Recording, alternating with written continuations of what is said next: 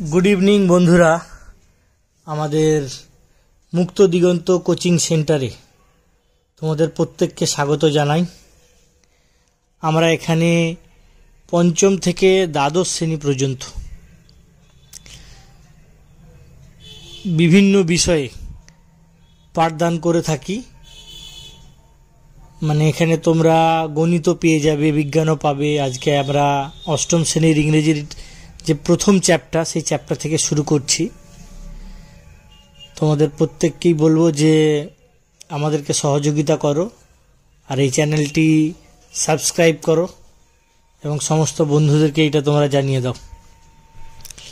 So আজকে আমরা শুরু করছি আমাদের যে ক্লাস অষ্টম শ্রেণীর পশ্চিমবঙ্গ যে বেঙ্গল বোর্ড রয়েছে, West Bengal board of secondary এডুকেশনের অষ্টম শ্রেণীর যে প্রথম চ্যাপ্টার দ্য ওয়াইন্ড ক্যাপ বা দ্য উইন্ড ক্যাপ যেভাবেই তোমরা বলো না কেন, যেটা জেন ইওলেনের লেখা, সেটা আজকে আমরা শুরু করছি।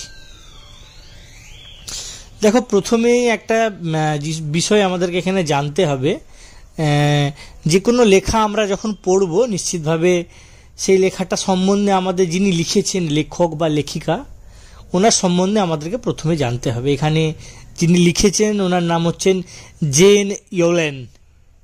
তো ওনার সম্বন্ধে কিছু তথ্য এখানে দেওয়া আছে। দেখো, এখানে যেগুলো বলা হয়েছে যে জেন হিয়াট ইওলেন 1939 মানে 1939 জন্মগ্রহণ হয়েছিল এবং মৃত্যু যেহেতু এখনো হয়নি সেহেতু ডেটটা এখানে উল্লেখ করা নেই। Is an American author. American বলা হচ্ছে মানে আমেরিকার লেখক, সেই জন্য আমেরিকান এখানে আর্টিকেল হিসেবে ব্যবহার করা হয়েছে।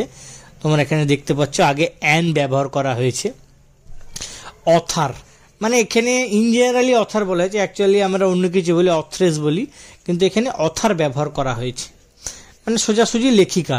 An editor of folklore. Editor বলতে যিনি সম্পাদনা করেন। আমরা একটা লেখা লিখলাম, সেই লেখাটাকে যখন আমরা কারেকশান করে সুন্দরভাবে ঠিক করা হচ্ছে, যিনি কাজ করেন ওনাকে বলা হচ্ছে এডিটর, মানে সম্পাদনার কাজ করা হচ্ছে।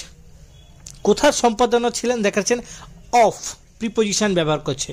এরপরে শব্দটি আছে দেখো, ফোকলোর। ফোকলোর, এবার আমাদেরকে জানতে হবে ফোকলোরটা কি। ফোকলোর কথাটির অর্থ হচ্ছে যখন আমরা বিভিন্ন লোককাহিনী, যে লোকগীত আমরা শুনি সেটাকে আমরা কি বলি, ফোক সং বলি। সেখান থেকে এই শব্দটা আমরা রিলেট করতে পারবো, ফোকলোর, অর্থাৎ লোককাহিনীর কথা বলা হয়েছে। এরপর কি রয়েছে, ফ্যান্টাসি। ফ্যান্টাসি ফ্যান্টাসি মানে যার মধ্যে কিছু কল্পনা রয়েছে। ফ্যান্টাসির সাথে তোমরা মাঝে মাঝে একটা শব্দ পেয়ে থাকবে, দেখবে ফ্যাক্ট, FACT। যেহেতু পেন নেই আমাকে কষ্ট করে লিখতে হচ্ছে ফ্যাক্ট। ফ্যাক্ট কথার আক্ষরিক অর্থ হচ্ছে বাস্তবে যা ঘটছে, ঠিক আছে। আর ফ্যান্টাসি হচ্ছে যার মধ্যে বিভিন্ন ইমাজিনেশন অর্থাৎ কল্পনা মেশানো রয়েছে। এরপরে কি বলছে, সায়েন্স ফিকশন। সায়েন্স ফিকশন মানে কল্পবিজ্ঞান, অর্থাৎ যেখানে বিজ্ঞানের বিভিন্ন আবিষ্কারের কথা বা বিজ্ঞান আগামী দিনে কি করছে সেই সমস্ত কিছু একটা মিশ্রণ থাকবে। অ্যান্ড কি আছে, চিলড্রেন্স বুক। চিলড্রেন্স মানে শিশুদের বই, শিশুদের বই, এইসব নিয়ে উনি লেখালেখি করেছেন। এরপরে কি বলেছে, she has written over 280 books. এখানে দেখো প্রেজেন্ট পারফেক্ট টেন্স ব্যবহার করা হয়েছে।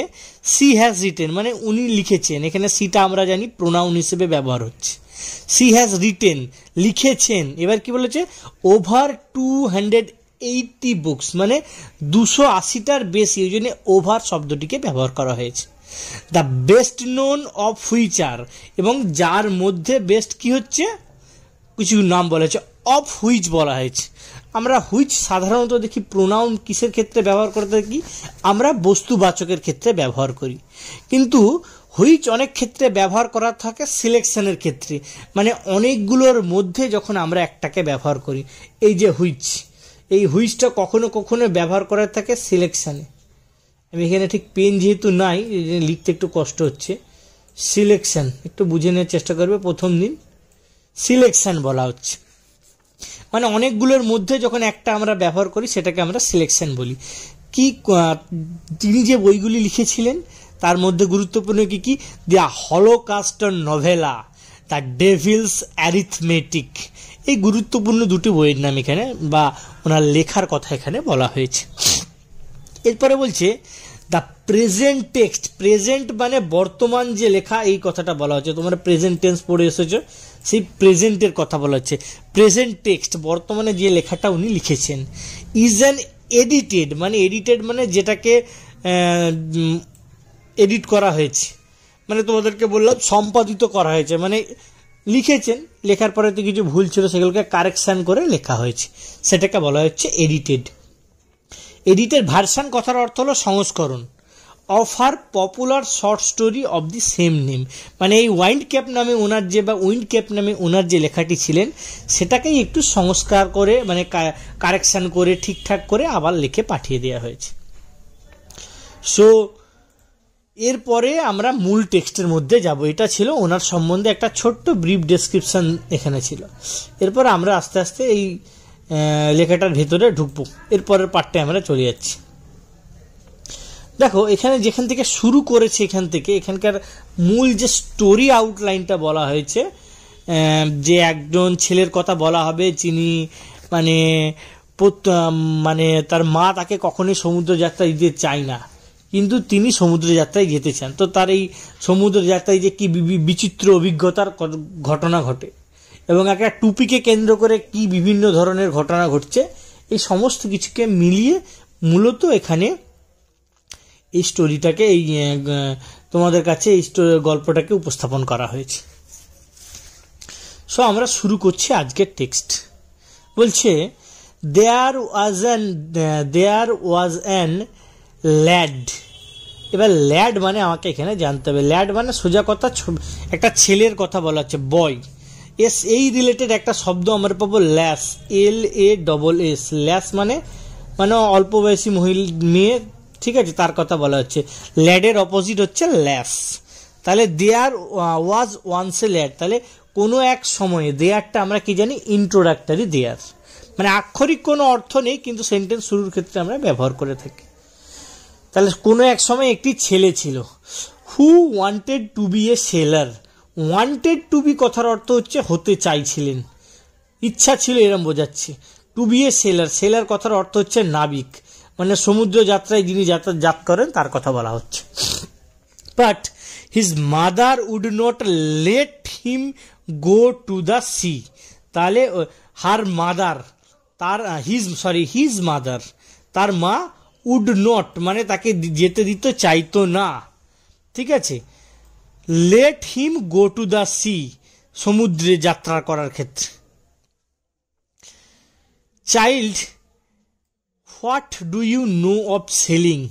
বলছে ওহে বাছা, তুমি সমুদ্র যাত্রা সম্বন্ধে কি বা জানো। এই যে সেলার ছিল সেখান থেকে শব্দটা সেলিং শব্দটা এসেছে, মানে সমুদ্র যাত্রা করা, সেটাকে আমরা বলছি সেলিং।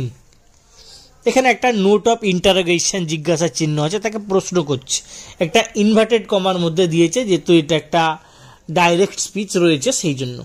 এরপরে কি বলছেন, সি উড সে, তাহলে তাকে বলতো যে ওহে বাছা, তুমি সমুদ্র যাত্রা সম্বন্ধে কি বাই জানো।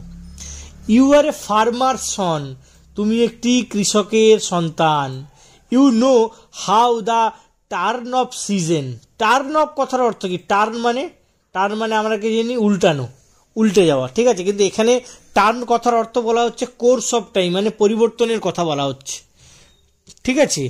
টার্ন অফ সিজন মানে কোন সিজনে কি কাজ হয় যার কথা বলা হচ্ছে, মানে তুমি তো জানো কোন সিজনটা কিভাবে পরিবর্তিত হয়, অর্থাৎ একটা চাষি ভালো করে জানে কোন সময়ে চাষ করতে হবে, ধান বুনতে হবে, কোন সময়ে সঠিকভাবে জল দিতে হবে, কোন সময়ে সেই ধানটাকে কাটতে হবে, সঠিক পরিমাণে তার পরিচর্যা করতে হবে। এর আক্ষরিক অর্থটা এখানে বলা আছে। বলছে তুমি ঋতু সম্বন্ধে, মানে ঋতুর পরিবর্তনশীলতা, এখানে চেঞ্জেবিলিটি বা কোর্স অফ টাইমের কথা বলা হচ্ছে, মানে ঋতু পরিবর্তন সম্বন্ধে তুমি খুব ভালো জানো।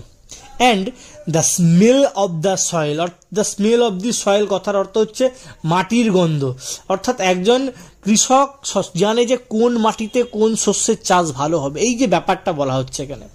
এর দ্বারা আক্ষরিকভাবে কিন্তু কৃষক যে মানে একটা কৃষক পরিবারের সন্তান যে হবে তার চাষবাস সম্বন্ধে, সেই পরিবার কোন সময়ে ঋতু এবং কোন মাটিতে কোন শস্য ভালো চাষ হবে এই সম্বন্ধে তাদের যে অভিজ্ঞতার কথা সেগুলো বলেছে। যে একজন কৃষক সে কিন্তু ওই সম্বন্ধেই ভালো জানতে পারবে, সে কিন্তু সমুদ্র যাত্রা সম্বন্ধে ভালো জানতে পারবে না। অর্থাৎ এখানে দুটো পেশার কথা আমরা পেয়ে যাচ্ছি। প্রথমে একটা পেয়ে গেলাম farmer, and second option is sailing. But you do not know the sea, তুমি সমুদ্রকে জানো না বা চেনো না। এর আক্ষরিক অর্থ হচ্ছে সমুদ্রের যে পরিস্থিতি, সমুদ্রে কোন সময়ে কি পরিস্থিতি তৈরি হবে, কখন ঝড় পরিস্থিতি তৈরি হবে, কখন সমুদ্র স্বাভাবিক থাকবে, সেই সমুদ্রের যে পরিস্থিতি তার যে বাতাবরণ সেইটা সম্বন্ধে তার কোনো অভিজ্ঞতা নেই, এই কথাই বলা হচ্ছে এখানে। এরপর কি বলছে, now the boy whose name was John. এখানে হুজ দেখো, এখানে পজিটিভ কেস ব্যবহার করা হয়েছে। প্রোনাউনে আমি যখন গ্রামার শুরু করব তখন তোমাদেরকে এটা বলবো, এখানে হুজ ব্যবহার করা হয়েছে। নেম ওয়াজ জন, যার নাম ছিল John. Had always obeyed his mother. Had always মানে যেহেতু পাস্ট টেন্স ব্যবহার করছে তাই ব্যবহার করছে অলওয়েজ, মানে নিয়মিত, একদম সব সময়ের কথা বলা হচ্ছে। ওবেড মানে মান্যতা, মেনে চলা, বাধ্য যাকে বলা হচ্ছে। হিজ মাদার, তার মাকে, এখানে হিজটাকে, এই হিজটা হচ্ছে আমাদের জন, ঠিক আছে, সেই জন্য এখানে ব্যবহার করা হয়েছে his. So he went about his farm work. Went about মানে কোনো কিছু কাজে চলে যাওয়া বা সেই কাজে মনোনিবেশ করার কথা বলা হচ্ছে। হিজ ফার্ম ওয়ার্ক মানে তার চাষবাস কাজে। With a heavy heart, heavy কথার অর্থ আমরা কিন্তু ভারী জানি, এখানে হেভি হার্ট বানতে কথাটা মনে হচ্ছে ভারাক্রান্ত হৃদয়, মানে মনে খুব কষ্ট, মানে আমরা কোনো কিছু যদি জীবনে চাচ্ছি কিন্তু সেটা পাচ্ছি না, সেই যে ভারাক্রান্ত হয়ে যাওয়ার মনটা, সেই ব্যাপারটা এখানে বলা হচ্ছে হেভি হার্ট, মনটা ভারাক্রান্ত হৃদয়ে চলে গেল। But did not get again mention the sea. Mention মানে উল্লেখ করলো না, মানে তার কথাবার্তায় আর সমুদ্র যাত্রা সম্বন্ধে কিন্তু কখনো তার উল্লেখ কখনোই করলো না। আজকে এতটাই আপাতত ছোট্ট করে পড়িয়ে দিলাম, পরে পাটে পাটে এই সমস্তগুলো আমরা শুরু করব, মানে এই সমস্ত উইন্ড ক্যাপ্টার প্রত্যেকটা পাটে পাটে দেব, এবং তোমরা সহযোগিতা করো যাতে আমরা ভালোভাবে তোমাদের কাছে এই সমস্তগুলো উপস্থাপন করতে পারি। Thank you.